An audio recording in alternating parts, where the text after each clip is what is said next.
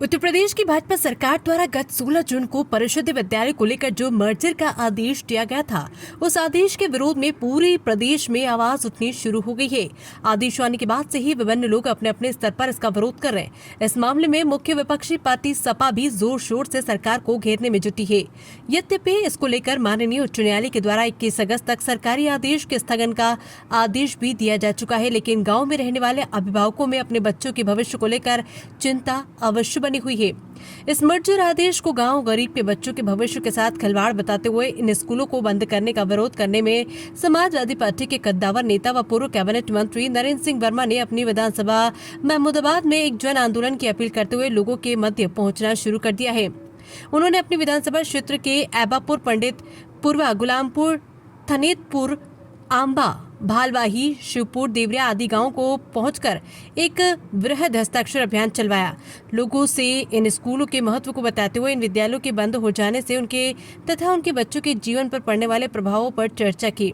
लोगों से उनका भी पक्ष लिया और आदेश वापसी तक जन आंदोलन से जुड़े रहने की बात भी कही।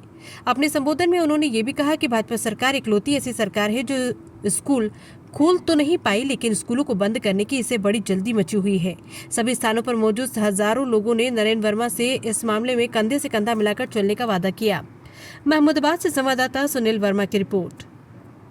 देखिए, हमारा व्यक्तिगत लगाव ये है कि इन स्कूलों में मजदूर और किसान और बेरोजगार बच्चे पढ़ते हैं, और हमारा भावात्मक लगाव इसलिए है कि इन स्कूलों को हमारे बड़े भाई श्री महेंद्र सिंह वर्मा जी ने खोला था।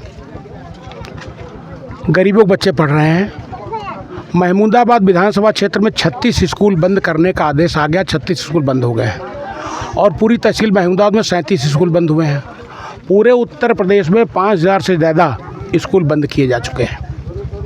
आखिर सरकार क्या संदेश देना चाहती है?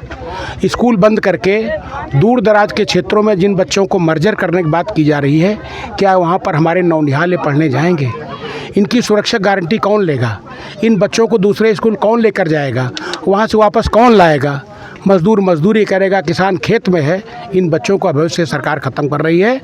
हम और हमारी पार्टी और पार्टी के अलावा तमाम सामाजिक लोग जो चाहते हैं कि गांव के लोग भी शिक्षित हों, इस लड़ाई को अनवरत लड़ते रहेंगे जब तक सरकार इस मुद्दे को वापस नहीं लेगी। हाईकोर्ट ने जो है पे स्टे कर दिया, उसके बाद इसको आप कैसे देखते हैं? हाई कोर्ट ने अंतरिम आदेश दिया है कि 31 अगस्त तक इन विद्यालयों को स्थगित किया जाता है जो कार्रवाई हुई, लेकिन विद्यालय तो बंद हो चुके हैं। विद्यालय बंद है आज भी, तो स्टे माने यथास्थिति बनी रहेगी जब तक माननीय उच्च न्यायालय या सुप्रीम कोर्ट इसको स्पष्ट आदेश नहीं करती कि विद्यालय बंद नहीं होंगे, पुनः संचालित होंगे, या सरकार इस निर्णय को वापस नहीं लेती, तब तक जनता की अदालत में इस मामले को हम लगातार लेकर जाते रहेंगे। पता चला कि जिन्होंने रेट की है उन पर भी कुछ हमारे यहाँ विधानसभा क्षेत्र के दो गार्जियंस ने, उनके बच्चों ने रिट की थी। एक बंजरवा के हैं और एक ग्राम सभा इटैला के हैं। उनके परिजनों को शासन प्रशासन दबाव बना रहा है कि रिट आप अपनी वापस ले लो, लेकिन मुझे उम्मीद है कि न्याय के पथ पर वो लड़ रहे हैं। वो मजदूर किसान के बेटे हैं और मजदूर किसान लोग हैं, वो डरने वाले नहीं हैं। गांव क्षेत्र से कोई अपील? गांव क्षेत्र से हमारी यही अपील कि जब तक इन स्कूलों के बंदी का आदेश सरकार वापस नहीं लेती, तब तक इस पर हम अनवरत लड़ाई जारी रखेंगे।